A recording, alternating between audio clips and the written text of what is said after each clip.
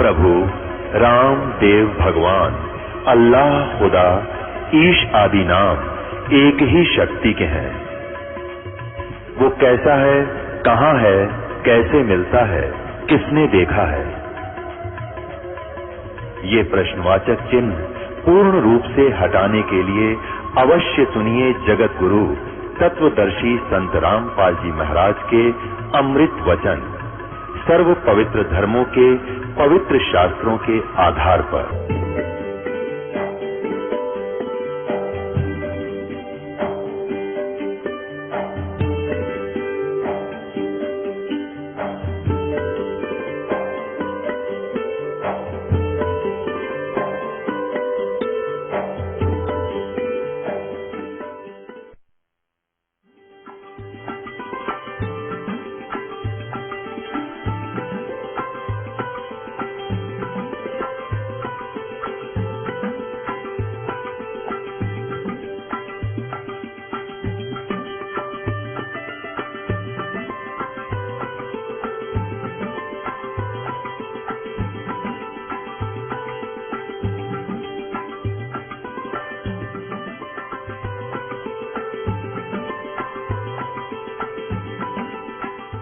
जैसे परमात्मा ने लीला की थी कबीर परमेश्वर जी ने, वो एक एग्जाम्पल कोड करने आते हैं। स्वयं परमात्मा सतलोक से अपने मुक्ति धाम से चलकर आते हैं। यहाँ हम उनकी आत्माएं हैं, हमारे लिए वो यहाँ कष्ट उठाते हैं और हमें एक उदाहरण पेश करते हैं कि तुम ऐसे रहो और विश्वास करो मेरे पे, और फिर देखना तुम्हारे किस प्रकार दुख दूर होते हैं। तुम विश्वास नहीं कर पाते क्योंकि आप जी को काल भगवान ने इतना विश्वासहीन कर दिया कि जो साधनाएं तुम करते थे उनसे आपको कोई लाभ नहीं होता। तो इसलिए दृढ़ता नहीं आती, लेकिन आत्मा चाह भगवान की त्यागती नहीं। आप लगे भी रहते हो, लाभ कुछ होता भी नहीं, इसलिए आप में दृढ़ता नहीं आती। और विश्वास हुए बिना भगवान आपके कोई भी कार्य नहीं कर सकता, ना मोक्ष वाला ना संसारिक। तो विश्वास करने के लिए हमने परमात्मा के वचन पर रुकना होगा। अब क्या बताते हैं, जैसे परमात्मा कबीर जी सतलोक से चलकर आए, काशी शहर के बाहर बने एक जंगल में एक लहर तारा तालाब था। उस लहर तारा तालाब में पानी जो है गंगा का जल, जैसे गंगा जब वर्षा के दिनों में रेनी सीजन में फुल स्विंग पर चलती है और उसका जल बाहर और फ्लो होकर किनारों से और एक सरोवर का रूप धारण कर लिया करता है, फिर सारा वर्ष उसमें पानी निर्मल रहता है। वो सरोवर लहर तारा नामक तालाब कहलाता था, अब भी है, वो विद्यमान है, दास देख कर आए वहां पर काशी में। तो उसमें कमल खिले हुए थे, उस कमल के फूल पर आकर परमात्मा सतलोक से आकर के एक शिशु रूप धारण करके विराजमान हुए। और उनके प्रत्यक्ष दृष्टा थे एक अष्टानंद नाम के संत ऋषि महर्षि, जो स्वामी रामानंद जी के शिष्य थे। उन्होंने फिर अपने गुरुजी से पूछा था कि हे स्वामी जी, आकाश से एक प्रकाश का गोला आया, मेरी आंखें उसको सहन नहीं कर सकी, आंखें बंद होगी। आंखें बंद हुई तो क्या देखा, उसमें जैसे कोई शिशु दिखाई दिया, बच्चा। जैसे हम सूर्य की तरफ देखते हैं, हमारी आंखें प्रकाश को सहन नहीं कर सकती, आंखें बंद हो जाती हैं। बंद होने के बाद फिर उस सूर्य का प्रकाश रहित आकार दिखाई देता है। ऐसे फिर वो बच्चा दिखाई दिया। अष्टानंद ने स्वामी रामानंद जी के पास जाकर कहा कि प्रभु, आज मैं लहर तारा तालाब के ऊपर साधना कर रहा था, सुबह सुबह आकाश से एक प्रकाश का गोला आता नजर आया, उसकी तरफ देखा तो मेरी आंखें बंद हो गई। आंखें बंद हुई तो क्या देखा, आंखों में जैसे सूर्य का प्रकाश रहित जो आकार दिखाई देता, ऐसे एक बच्चा दिखाई दिया। हे प्रभु, फिर आंखें खोली तो वो प्रकाश एक कमल के फूल पर सिमट गया, एक मतलब उस तालाब में सिमट गया, जैसे जल में गिर गया हो। रामानंद जी से पूछा, क्या यह मेरी भक्ति की उपलब्धि है या मेरी कोई भ्रमणा है, भ्रम है मेरा? स्वामी रामानंद जी ने कहा कि बेटा, आकाश से जब अवतार आते हैं तो ऐसी ही लीला हुआ करती है। अब वो किसी माँ से गर्भ लेगा, माँ के गर्भ में आएगा और वहां से जन्म लेगा, फिर यहाँ लीला करेगा, कोई महापुरुष आया है। अब ये तो सोच थी उन ज्ञानहीन ऋषियों की, जो परमात्मा के विधान से परिचित नहीं, के ऊपर के अवतार जितने भी आए हैं, क्योंकि इनके अवतार तो माँ से जन्म लेकर आए हैं, ये वो अवतार है जो कभी माँ से जन्म नहीं लेता, और वहां शिशु रूप धारण करके प्रकट हुए, धीरे धीरे बड़े हुए। उधर से वहां कमल के फूल से उनको नीरू नीमा नामक एक जुलाहा दंपति उठा ले गए, और जुलाहे के घर पर परवरिश की लीला होने से वो जुलाहा कहलाए। 5 वर्ष के होते ही बड़े बड़े ऋषियों के छक्के छुड़ा दिए ज्ञान में परमात्मा ने। लेकिन हम इतने अभिमानी और ज्ञानहीन है, भगवान को पहचान नहीं सके हैं। फिर भी जो हम अपना प्रसंग है वो पूरा करते हैं। अब क्या हुआ, परमात्मा जुलाहे का कार्य करते थे, जो लीला में शरीर में बड़े हुए, और अपना जितना भी पैसा इकट्ठा होता था बुनाई का जो आता था मेहनताना, अपने परिवार के लिए रख लेते थे और शेष को भंडारा कर देते थे, अपने घर पे उसका संग्रह नहीं करते थे। अब यहाँ परिवार कौन कौन है परमात्मा के? एक तो नीरू नीमा, जो उनसे जन्म नहीं लिया था लेकिन फिर भी एक व्यवहारिक तरीके से उनको माता पिता कहा करते थे परमात्मा। पुण्यात्माओं, जिस समय आपके हृदय में परमात्मा के ये गुण समाएंगे और आपको फिर याद आया करेगी कि हे परमात्मा, हम दुष्टों के लिए आप इतने दुखी हुए, इस काल की कैद से छुटवाने के लिए, हमारी आंखें खोलने के लिए, काल की भांग का नशा उतारने के लिए परमात्मा ऐसी लीला करनी पड़ी हमारे लिए कि किसी प्रकार ये मुझे पहचान ले। अब इनका परिवार क्या था? नीरू निम्मा, ये 2 इनके मुंह बोले माता पिता थे, इनसे जन्म नहीं था। और एक पुत्र एक पुत्री थी। वो कैसे थी? एक सिकंदर लोधी नाम का दिल्ली का बादशाह था, सम्राट था, और उसको एक असाध्य रोग हो गया। सब जंतर मंतर सभी ट्रीटमेंट करवा दिए, क्योंकि राजा के पास सब सुविधाएं होती हैं, और वैद्य पे वैद्य अड़ा दिए मंत्रियों ने, कोई राहत नहीं। मंत्री कहते हैं जी आपके रोग की हमारे पास अचूक औषधि है, पर आपका असर नहीं कर रही। उसका जलन का रोग था, शरीर में ऐसी पीड़ा थी उस सिकंदर लोधी का, जैसे किसी को अग्नि से हाथ जल जावे या कोई गर्म चाय वगैरह गिर जावे, उसको जो पीड़ा होती है, ऐसी पीड़ा उसको गुप्त थी पूरे बॉडी में सिकंदर लोधी को। देखो, जरा सा किसी का हाथ जल जावा तो देखना कितनी पीड़ा होती है, और उसके पूरे शरीर में ऐसी दाह हो रही थी। वैद्य कहते हैं महाराज अक्षमा करना, हम ऐसी औषधि रखते हैं लेकिन आपका असर नहीं हो रहा। पुण्यात्माओं, परमात्मा बताते हैं तू जाने मेरी ऐसे न बहेगी, हरदम लेखा बरनारे, पल पल का हिसाब हो रहा भगवान के दरबार में। अब ये क्या अत्याचार करता था, जबरदस्ती हिंदुओं को मुसलमान बनाता था, कोई नहीं बनना चाहता था कत्ले आम करवा देता था। अब परमात्मा के मार्ग में जबरदस्ती नहीं चलती, ज्ञान दो। यदि मुसलमानों का ज्ञान हिंदुओं को पसंद है तो ग्रहण कर ले, और यदि हिंदुओं का मुसलमानों को पसंद है तो वो ज्ञान से ही एक दूसरे के धर्म में आ सकते हैं, बाई फोर्स नहीं। अब दूसरा कारण ये था मुसलमानों का, उनकी सोच थी, उनका उद्देश्य बुरा नहीं था। हमारे दोनों धर्मों के ज्ञानी गुरुओं ने हमें लड़ा मारा बेमतलब, बिना किसी उद्देश्य को गुमराह करके।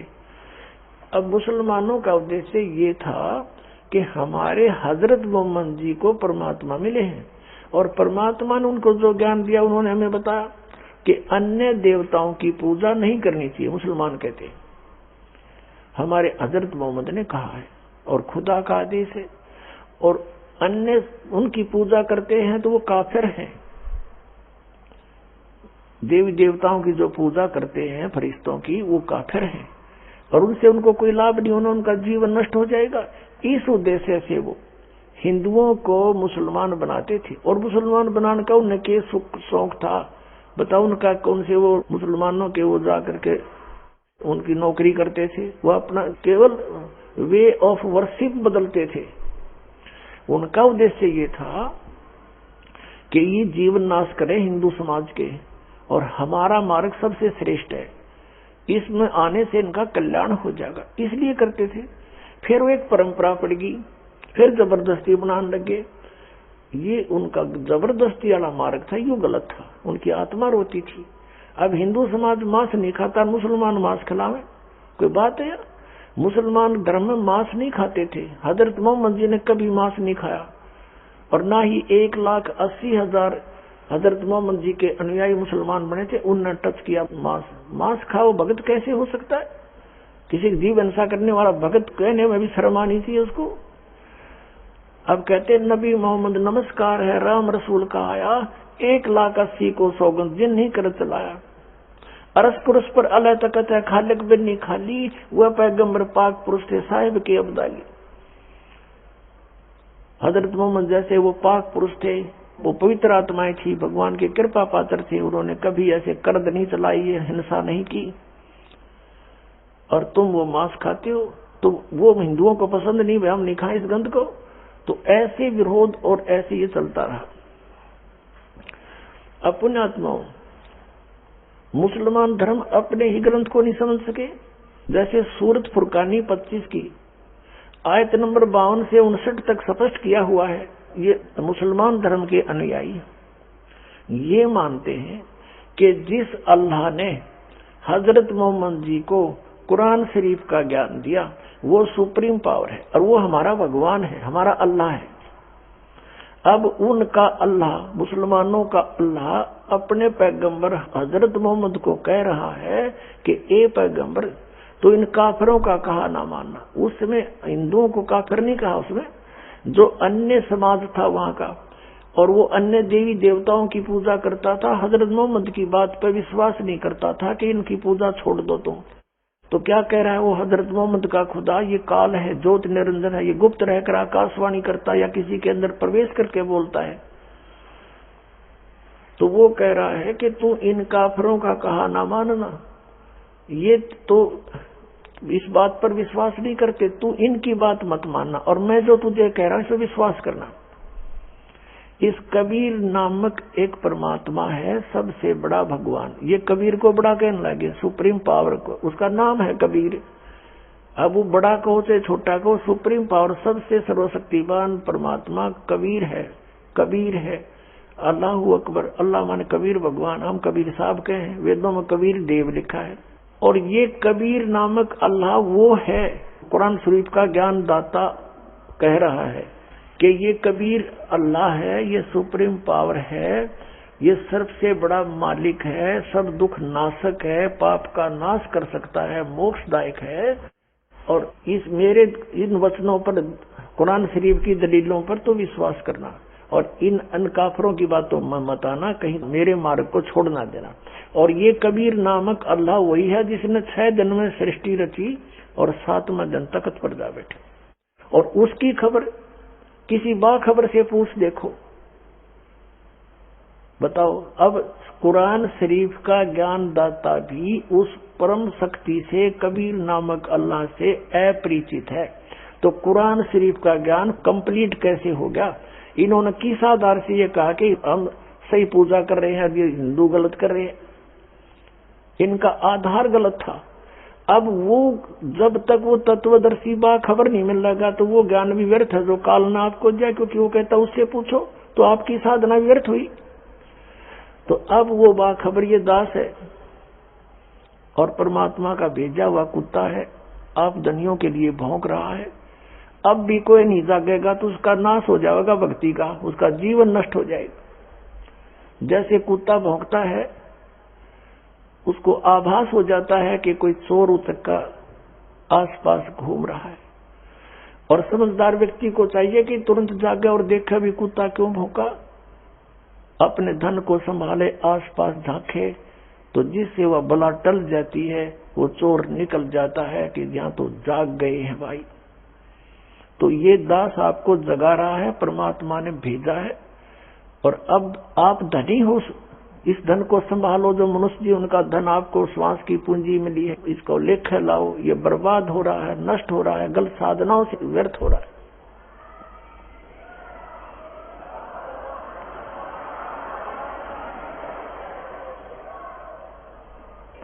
अब पुण्यात्माओं, प्रसंग जो चल रहा है वहीं पर आते हैं। जिस कारण से उस बाई फोर्स करने से, जबरदस्ती करने से सिकंदर लोधी को बहुत भयंकर रोग हो गया। कहते हैं जब जीव के ये पाप बढ़ जाते हैं, उसके औषधि भी काम करना बंद कर जाती है और रिएक्शन करती है। पुण्यात्माओं, जैसे आपको इतिहास दिखा था सच्चा सौदा सिरसा वाले के उस प्रवर्तक का, बलोचिस्तानी सामस्ताने का, खेमामल नाम था उनका, श्री खेमामल जी। वो पहले कितने पुण्यकर्मी प्राणी थे। साधना ठीक ना होने से अंत में सारी उसकी बैटरी डाउन होगी, वो खत्म हुई। जो कुछ भी कमाई थी, किसी को आशीर्वाद दिया, उसके इतिहास में लिख रखा है उन्होंने जीवनी में। एक को आशीर्वाद दिया, उसका लड़का हो गया, एक को नून दिया, धनी हो गया, फलाना हो गया, और गुफा के अंदर अपने आप रुपये बने पाए संधि के। तो वो पूंजी थी, वह बर्बाद कर दी पूर्व जन्म की। आगे चार्जर ठीक था नहीं, साधना गलत थी। अंत में इंजेक्शन रिएक्शन से मृत्यु होगी उस महात्मा की। तो पुण्यात्मा परमात्मा कहते हैं कि जब इंसान के पुण्य अक्षीण हो जाते हैं, पाप वृद्धि कर जाते हैं, औषधि भी रिएक्शन करने लग जाती है, काम नहीं करती।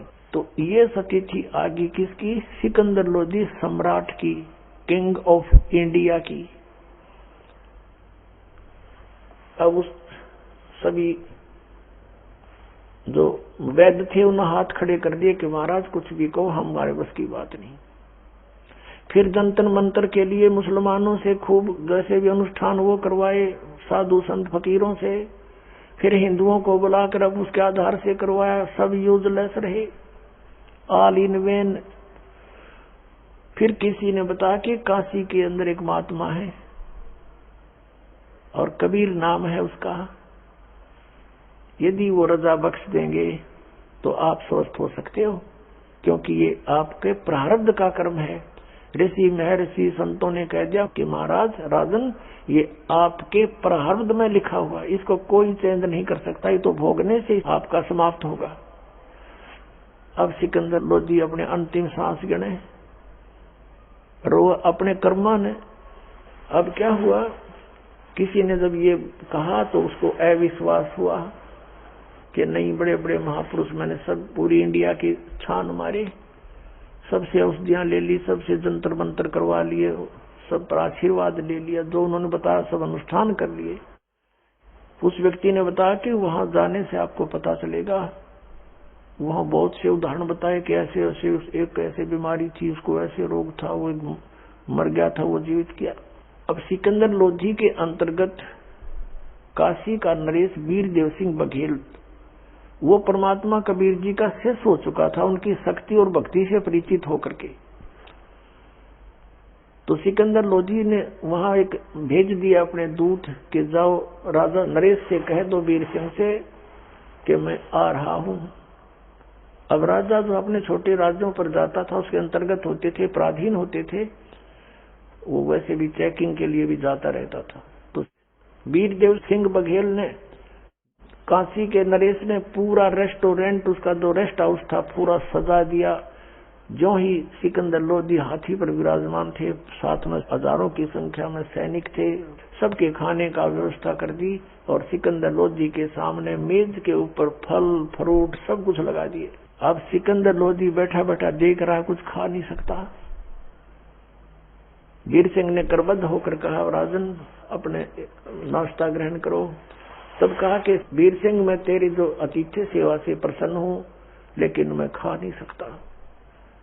यूं कहकर आंखों में आंसू भर आए। तो वीरदेव सिंह बघेल ने पूछा, क्या कारण है राजन? कि ऐसे ऐसे मुझे बहुत भयंकर रोग है, सब जगह औषधि करवा ली, सब संतों महात्माओं से मिल लिया। मैंने सुना है यहाँ कोई कबीर नामक महात्मा है, आप जानते हो? सुना है कि वो बहुत अच्छे पहुंचे हुए हैं। अब ये कहते ही वीरदेव सिंह बघेल की आंखों में आंसू आ गए। वो किस लिए आगे कि ये मुसलमान अहंकारी राजा है और परमात्मा जो चाहे सो कर देंगे, वो तो समझ सकती है। और अभिमान युक्त व्यक्ति पर परमात्मा कभी रजा नहीं बख्शेंगे और ये यहां से भी हताश होकर जाएगा। ये कैसा दुर्भाग्य इसका। फिर भी उसने बताया कि जी बड़े महापुरुष हैं और राजन आप सही ठिकाने आगे हो और यदि वो रजा बख्श देंगे तो आपके ये रोग नहीं रहेगा। यहाँ मेरे सामने बहुत सैकड़ों प्रमाण है ऐसे ऐसे। अब सिकंदर लोधी के कुछ किरण दिखाई दी आशा की, कहा कि जल्दी बुलाओ उनको। सिकंदर लोधी ने वीरदेव सिंह से कहा कि उस महात्मा को शीघ्र बुला कर लाओ। अब वीरदेव सिंह बघेल स्तब्ध हो गया। आज्ञा का पालन ना करूं तो राजा रुष्ट है, ये रुष्ट होगा, ना जाने के सजा देगा मुझे। और यदि मैं परमात्मा को बुलाने जाऊं गुरु को तो मेरा नाश हो गया भक्ति का, मेरे जैसा नालायक नहीं। अब उसने कहा भगवान दो पाटों के बीच आपका दास फंस गया, कुछ सद्बुद्धि दो मोको। तो प्रेरणा की परमात्मा ने। वीरदेव सिंह बघेल ने कहा कि राजन जो आज्ञा आपका शिरोधार्य है, जो हुक्म है आपका, लेकिन मैंने सत्संग में सुना है परमात्मा से कि साधु संतों को बाई ऑर्डर नहीं बुलाना चाहिए, उनके पास स्वयं जाकर के नतमस्तक होकर के याचना करनी चाहिए, तब वो रजा बख्शते हैं। और यदि हम उनको बाई ऑर्डर यहाँ बुला भी लेंगे राजन और उन्होंने हृदय से आपको आशीर्वाद नहीं दिया तो यूजलेस है, उनका आना भी कोई फायदा नहीं करेगा। अब कहते मरता क्या नहीं करता। सिकंदर लोधी ने कहा कि ठीक है यहाँ मत बुलाना, मैं चलूंगा, जहाँ 800 किलोमीटर आ गया हूँ और चल पड़ूंगा, जहाँ कहो चलो चलते हैं। शाम यानी आफ्टरनून होगी थी, शाम का समय था, यानी 3-4 बजे सी। सिकंदर लोधी वीरदेव सिंह बघेल। सिकंदर लोधी का एक धार्मिक गुरु था जिसका नाम था शेख तकी, और शेख तकी वहां के सब मुसलमानों का कंट्रोलर था, धार्मिक गुरु। क्योंकि हम धार्मिक नेता से सदा जुड़े रहे हैं, राजा हमारे लिए सेकंड रहा है, इसलिए राजा लोगों की एक राजनीति होती थी, वो उसी को पकड़ देते थे, उस धर्म नेता को अपने साथ रखते थे और उसकी खूब सेवा पानी और खूब चमचागिरी करते, ताकि ये सब प्रजा को हमारे साथ रखेगा। वो भी साथ गया था। वहां से सिकंदर लोधी से कहा वीरदेव सिंह ने कि इस समय वो कबीर परमेश्वर जी अपने गुरु रामानंद जी ब्राह्मण पंडित रामानंद जी के आश्रम में आरती के लिए आते हैं शाम को, वहां चलते हैं, इसमें वहां मिलेंगे वो। तो सिकंदर लोधी ने कहा चलो चलते हैं। उधर से अपने पीर से कहा कि आओ पीर जी, शेख तकी जी। सिकंदर लोधी ने कहा क्या वो हमारे साथ? कहने लगा मैं नहीं जाया करता इन काफिरों के आश्रमों में, वो तो हिंदू काफिर है, हम नहीं जाएंगे। अब वो तो रह गया वहीं पर रेस्ट हाउस में, शेख तकी, सिकंदर लोधी, वीरदेव सिंह बघेल, वो दोनों चले गए। सैनिक बाहर खड़े कर दिए, तुम रहो यहीं पर। आश्रम के सामने गए तो वहां एक सेवादार खड़ा था। वीरदेव सिंह बघेल को मालूम था कि रामानंद जी भी अपने आश्रम में मुसलमानों को प्रवेश नहीं करने देते, क्योंकि कबीर परमेश्वर के मिलने के उपरांत उन्होंने इतना तो सुविधा दे दी थी कि पहले तो केवल ब्राह्मण के अतिरिक्त किसी को भी दीक्षा नहीं देते थे, उनसे सीधे मुंह बात नहीं करते थे। कबीर परमेश्वर ने उनकी वह सारी फड़क निकाल दी। फिर वो हिंदुओं की कोई जाति से भेद नहीं करते थे, लेकिन मुसलमानों से भेद फिर भी करते थे। वीरदेव सिंह बघेल को मालूम था कि स्वामी रामानंद जी सिकंदर लोधी को अंदर ले जाने से मुझसे अक्षुब्ध होंगे और फिर गुरुजी नाराज होंगे कि तूने मेरे गुरुजी को नाराज क्यों कर दिया। तो उसने एक तरीका अपनाया, उस पहरेदार से पूछ लिया कि भाई महाराज जी हैं अंदर? हाँ जी हैं। कौन? कि स्वामी रामानंद जी। कि हमने कबीर साहब जी से मिलना है। पहरेदार ने बताया कि वो आने ही वाले हैं और इस समय अवश्य यहाँ आते हैं, डेली आरती करते हैं गुरुजी के पास बैठकर।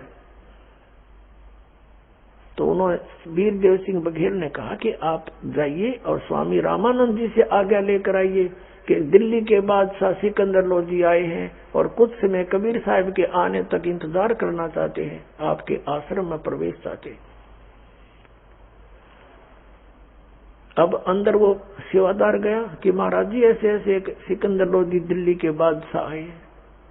रामानंद जी को पता था वो मुसलमान है, तो वहीं से गुस्से में कह रहे हैं ऊंची आवाज से कि इस आश्रम में इन काफरों के लिए जगह नहीं है, ये मांस मिट्टी खाते हैं, और कह दो बाहर इंतजार कर लेगा। अब वो सेवादार ने आकर बात कही, वो सुन ली, उनने भी बाहर सुने थी खूब नो की नो, सिकंदर लोधी को भी, वीर देव सिंह बघेल को भी। और यही बात आकर के पहरेदार ने कह दी सेवादार ने कि भाई कि नरेश राजा जी, हमारे गुरुजी ने मना कर दिया और कहा कि हम मुसलमानों को अपने आश्रम में प्रवेश नहीं करने देते, बाहर इंतजार कर ले। अब वो दिल्ली का सम्राट, वो क्रिमिनल कीड़ा फिर उठ गया उसके। अब उसने सोची एक 2 कौड़ी का संत एक छोटी सी झोपड़ी में रहने वाला दिल्ली के सम्राट की इंसल्ट करता है, ये तो आम मुसलमानों के साथ क्या व्यवहार करता होगा, इसको अभी मजा चखाता हूँ। निकाल ली खड़ग तलवार बार और चला गया अंदर। फिर उसने कौन रोके, वो तो एक मर्यादा है, प्रार्थना भी नहीं तो नहीं, संत के आज्ञा का उल्लंघन करना ही पाप है। वो अहंकारवश भूल गया सब कुछ। अंदर रामानंद जी बैठे थे अपने आसन पर और गुस्से में जाकर उसकी तलवार से गर्दन काट दी, 2 हिस्से होकर अलग अलग गिर गया रामानंद। अब सिकंदर लोधी वापस चल पड़ा। पुणात्मा, ये मन काल है, ये इस प्राणी से एक बार तो कुबद करवा दे है और फिर आत्मा रोती है कि मैंने क्या कर दिया।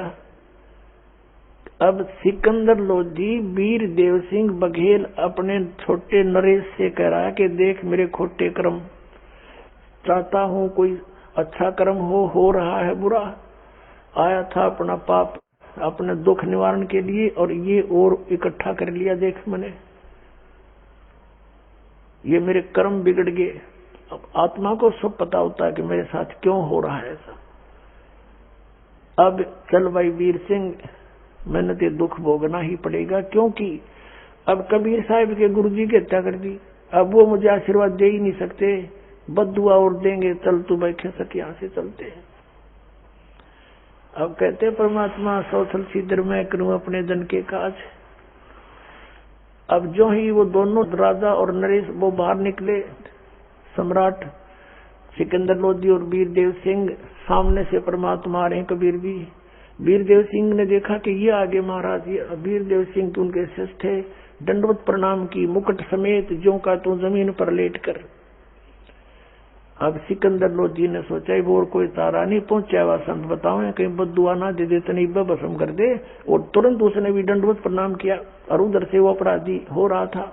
अब जो ही दोनों ने दंडवत प्रणाम किया, परमात्मा ने उनके सिर पे हाथ रखा, आशीर्वाद देते हुए कहा कि हे नरेशो, इस गरीब के सामने आज कैसे पहुंचना हुआ, उठो, आप तो सम्राट हो, मैं गरीब व्यक्ति हूँ। ऐसा कहते हुए दोनों के सिर पे हाथ भी रख दिया। अब सिकंदर लोधी का जो रोग था वो नाश हो गया, खत्म, जैसे कभी था ही नहीं, छू मंत्र हो गया तुरंत।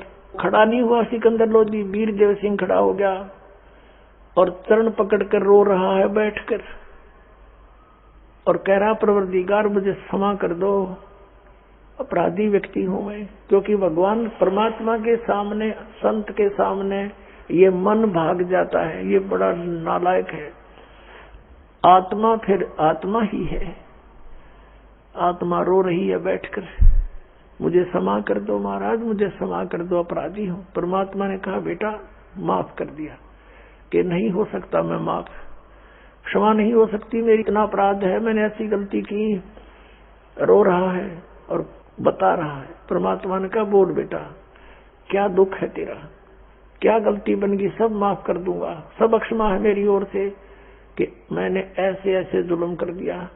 सब कहानी बता दी रोते रोते कि मैं दुखी था, सब जगह जंतर मंतर मैंने करा लिए, सब औषधि ले ली, कोई राहत नहीं मिली। आपकी कृपा से, आपके आशीर्वाद से ये दास स्वस्थ हो गया। हे भगवान, अब मैंने एक अपराध कर दिया, अब मुझे डर लग रहा कि आप मुझे बद्दुआ दोगे, मुझे श्राप दोगे, मैं फिर गलत जाऊंगा, मुझे क्षमा कर दो। और मैंने ऐसे आपके आश्रम में आपके इंतजार के लिए प्रवेश चाहा था, लेकिन स्वामी जी ने मुझे अभद्र तरीके से डील किया, जिस कारण से मैंने उनकी हत्या कर दी, मुझे माफ कर दो। परमात्मा बोले, सिकंदर लोधी, तेरा दोष नहीं है, मुझे मालूम था कि इनकी मृत्यु आपसे होनी है और वो हो गया। अब इसमें किस झगड़े की बात रहेगी? आपके हाथ से इसकी मृत्यु लिखी हुई थी, और चलो उठो। क्योंकि उन्होंने तो देखे थे ड्रामे सिकंदर लोधी ने कि छोटी सी बात पर कोई ये शेख तक ये बॉन्डर करवा दे, हिंदू मुसलमानों ने मरवा के कटवा दे। ये जालमों से पाला पड़ा था, जिनको संत महात्मा मान रहा था वो। और वो संत जिसके गुरुजी का शीश काट दिया, और फिर भी इन्हों के कोई बात नहीं, ये तो आपसे हाथों से ही होना था, इसका इसमें क्या चिंता का विषय है? आजो मत जाना राजन, अंतिम संस्कार करा के जाना, नहीं तो लोग आपको बहुत धिक्कारेंगे। अब राजा पीछे पीछे, कबीर साहब आगे आगे, दोनों नरेश अंदर गए। कबीर जी जब अंदर पहुंचे आश्रम में, 5-7 भगत थे, रो रहे हैं, और कबीर जी को देखते ही क्या ऐसे सिकंदर लोधी ने जुल्म कर दिया, अपने गुरुदेव का शीश पकड़ कोई बात की, आके काट दिया। अब इतने में सिकंदर लोधी पीछे पीछे आ गया, उसको देखकर वो चेले चपटे तो डर गए, अग्यू फिर आ गया भाई। तब परमात्मा ने कहा कि भाई बात सुनो, बात ने बढ़ाया नहीं करते। कौन किसने मारा है? ये इनका संस्कार था, इन्हीं के हाथों से इनकी मृत्यु थी। आप दिखा लो किसी ज्योतिषी से। स्वामी जी की आयु इबिस्ता आज्ञा नहीं थी, ये एंड था इनका। और हो गया, आ गया, बात क्यों बढ़ाओ, कोई बात नहीं, और शांत रहो। अब वो बात अभी बाहर फैली नहीं थी, नहीं तो आग लग जाती वहां पर कि मुसलमान ने हिंदू महात्मा काट दिया, दुनिया को गगन हो जाता, मुसलमान हिंदू का ऐसा बुरा नाश हो जाता। परमात्मा ने ऐसा छाला सा बैठा दिया वहां पर। अब मालिक ने सोचा ये लड़के मरेंगे, हिंदू और मुसलमान, एक महात्मा के कारण लाखों मरेंगे आपस में कटके हुए। तब उस परमेश्वर ने दया आई, दंडोत प्रणाम की परमात्मा ने एक लीला करते हुए अपने गुरुदेव के, और कहा उठो महात्मा जी, आरती का समय हो गया है गुरुदेव, और देखो दिल्ली के बादशाह आए आपके दर्शनार्थ, इनको आशीर्वाद दो, बहुत दूर से चल कर आए। अब यूं कहा ही था, वो धड़ अलग पड़ा था, शीश अलग पड़ा था, दोनों पर कपड़े डाल रखे थे, और उधर से ब्लड बह रहा था, उस जमीन में फैला हुआ था। अब वो शीश वहां से उठा और रामानंद की धड़ पर लगा, और रामानंद जी यूं बैठ गए। अब सामने फिर देखा सिकंदर लोधी के, उसके माथे पर फिर चोटी पड़ गई, क्योंकि स्वभाव जीव का। फिर इतने में कबीर साहब बोल पड़े कि महाराज प्रणाम हो। उन्हें देखा कि कुछ ये तो बात कुछ और है। तब अपना शव का जो निकला हुआ देखा, वो मटेरियल शरीर का ब्लड, तब उसमें क्या था कि रामानंद जी के शरीर से एक धारा रक्त की निकली हुई थी, जमीन पर फैली थी, एक धारा दूध की।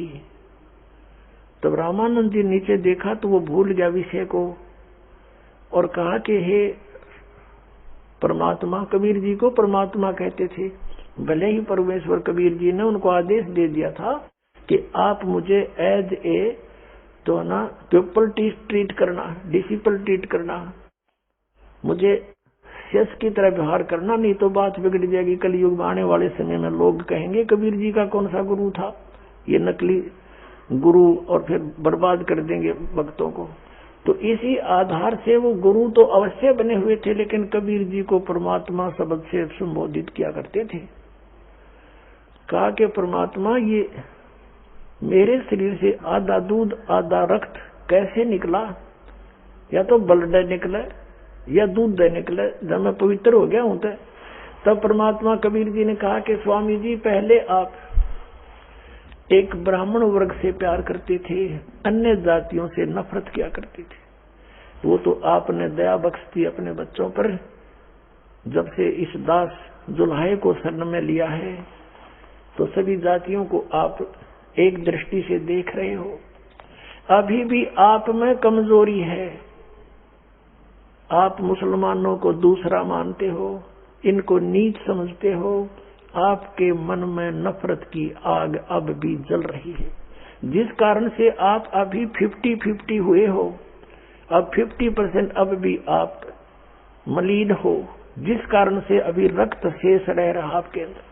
हम एक पिता की संतान हो, सतलोक से आए हो तुम सब मेरे बच्चे। 1.5-2 घंटा तक परमात्मा ने प्रवचन किया वहां पर।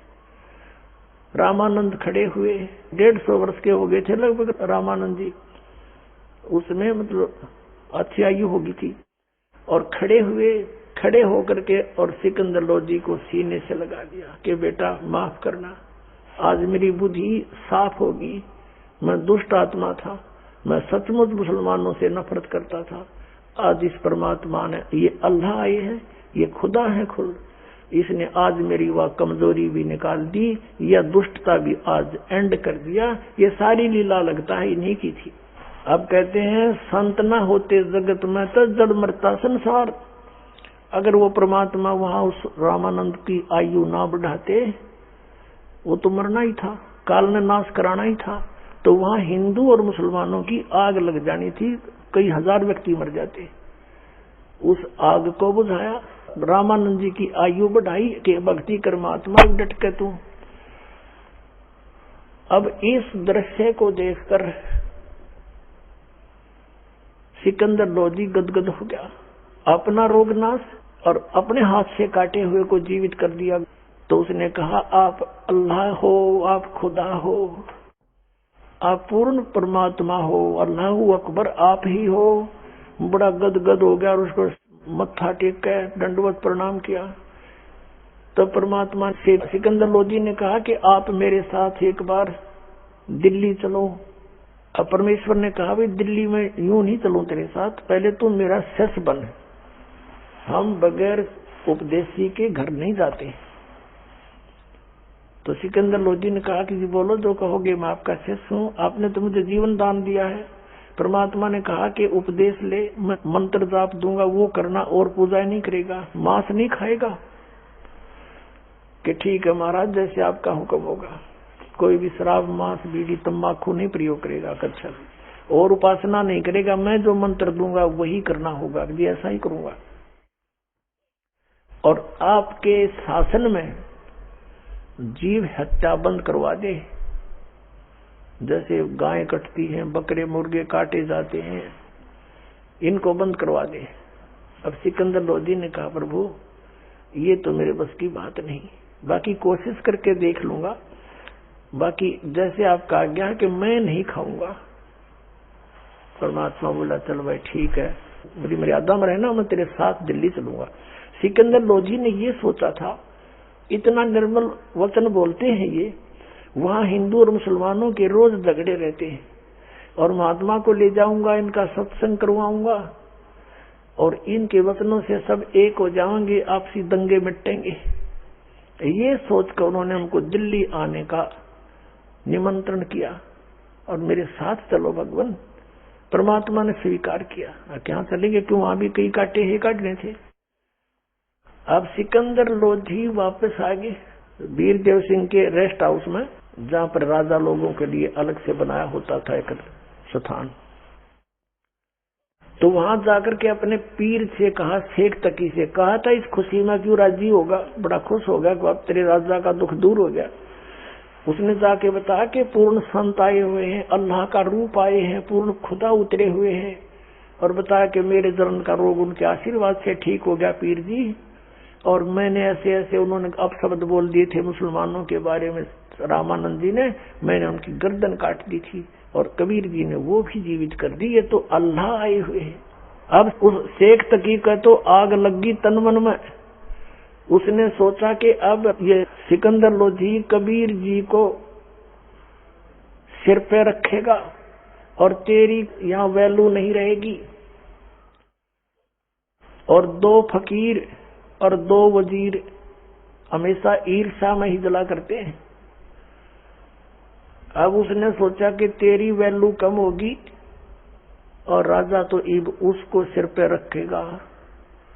अब उसने सोची कि इसकी कोई ना कोई ऐसी विधि बनाऊं जिससे सिकंदर लोधी के हृदय में कबीर जी का स्थान ना रहे। कबीर जी से ईर्ष्या करते हुए उसको नीचा दिखाने के लिए, सिकंदर लोधी की नजरों में गिराने के लिए कुछ उपाय सोचने लगा।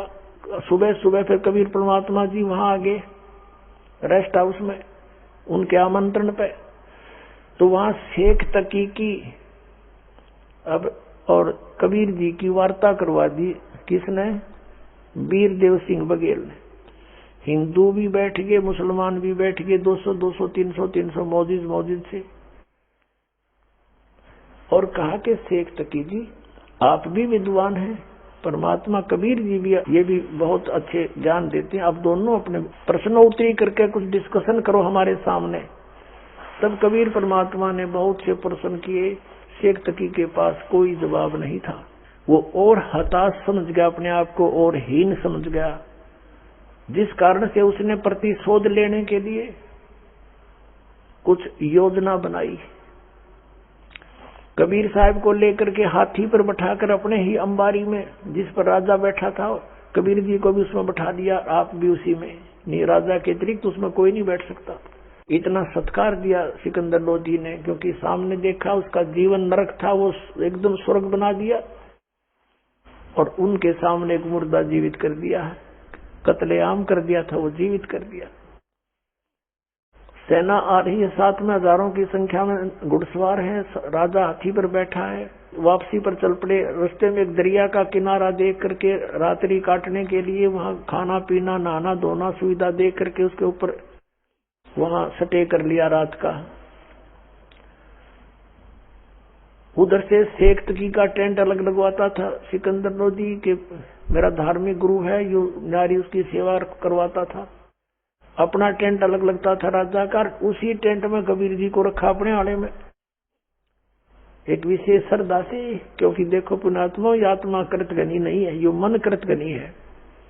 इतना सुख दे दिया उस आदमी को, सिर पर धरे, नहीं तो और के धरे फिर इंसान, उसके अपने साथ रखे। तो सुबह सुबह प्रणाम करने गया सिकंदर लोधी किसको? शेख तकी, अपने धार्मिक गुरु को। शेख तकी ने मुंह फेर लिया, मरोड़ी खा गया। अब जान गया कि जब ऐसे नखरे करता कुछ ना कुछ इसने बुराई सूझ रही है, ये कोई न कोई पंगा पावेगा तेरे जी ने। उसने पूछा, महाराज क्या बात होगी, मुझसे कोई गलती बन गई? सिकंदर लोधी ने कहा शेख तकी से। वो कहता है कि मेरी क्या आवश्यकता है तुझे? शेख तकी बोला, तुझे तो मिल गया ना गुरु, बना ले उसी को। तू उसको अल्लाह कहता है, तू उसको खुदा कहता है, ठीक है, मैं जाता हूँ मुसलमानों को बताऊंगा कि ये अल्लाह बताता है। हजरत मोहम्मद तो कहते हैं अल्लाह निराकार है, वो कभी मनुष्य शरीर में आता ही नहीं, उसको खुदा कहता है। अब चल देखते हैं वहां क्या होता है। अब सिकंदर लोधी समझ गया यू नाश करावेगा, जाते आग लगाओगा, सब मुसलमान मेरे विरोधी हो जाएंगे, मेरा राज जाओगा। वापस आ गया बहुत एकदम मायूस सा होकर के। कहा तो खुशी थी, चेहरा खिला हुआ था, फिर एकदम टेंशन में। अब कबीर परमेश्वर ने पूछा, वो तो अंतर्यामी थे, सारी जाने थे के ड्रामा होगा इसके जी ने। परमात्मा कबीर जी ने पूछा, राजन कोई राजकाज की कोई बुरी खबर सुन ली क्या? कुछ आपका चेहरा उतरा हुआ है। अब वो कहने लगे, सिकंदर लोधी ने कहा, भगवान आपके रहते इस दास का क्या बिगड़ सकता है, लेकिन ये मन कुछ ऐसा ही सोच लेता है, ये मेरा धार्मिक पीर है ना, ये मेरे सिर का दर्द है। फिर वो शेख तकी ने क्या कहा कि यदि तू इसको अल्लाह मानता है तो हमारे हजरत मोहम्मद जी ने मरी हुई गौ को जीवित कर दिया था और एक बकरे को जीवित कर दिया था ऐसे सिद्धि से मारकर। अगर तू मानता ये अल्लाह है कबीर, तो मेरे सामने जीवित करवा के देखा किसी मुर्दे को, तब मैं तेरी गवाही दूंगा कि सचमुच ये अल्लाह आया हुआ है। क्योंकि मैं तेरे साथ वहां नहीं गया था रामानंद के आश्रम में, मुझे क्या पता वो जीवित हुआ है कि नहीं हुआ है। ये कंडीशन रख दी थी। तो सिकंदर लोधी बताने लगे कबीर परमेश्वर जी से कि भगवान ये मेरे सिर का दर्द है, ये पीर है, और अब इसने ऐसे ऐसे कंडीशन रख दिया कि मेरे सामने कोई मुर्दा जीवित करे कबीर साहब तो मैं मानू, और नहीं तो जाकर मुसलमानों को कह दूंगा कि राजा काफिर हो गया, हिंदू को गुरु बना लिया। और भगवान ये जाते करेगा इस काम को, और सभी मेरे विरोधी हो जाएंगे और मेरा राज खत्म होगा। अब पुण्यात्माओं, ये वो समर्थ परमात्मा है, जब आप इसकी शरण में आओगे जो पता लगेगा। ये टेंशन नहीं रहने देता, अपने भगत की बहुत जल्दी दूर करता है। तभी परमेश्वर ने कहा कि आप चिंता मत करो और कहो शेख तकी को कोई मुर्दा खोज लावे। अब सिकंदर लोधी जी को तो पता था कि तो परमात्मा ही कर देंगे काम। गया जल्दी से कि हे शेख तकी, वो कह रहे हैं कबीर जी कि आप कोई मुर्दा लाओ खोज कर आपके सामने, अभी करते हैं। तो शेख तकी कहता मैं कहां से लाऊं मुर्दा, कभी होगा जब देखेंगे, अभी थोड़ा ही है। अब सिकंदर लोधी फिर टेंशन में, अगर न्यू का न्यू यूं वहां पहुंच गया तो जाते आग लगा देगा। इतने में क्या हुआ, सभी कोई ना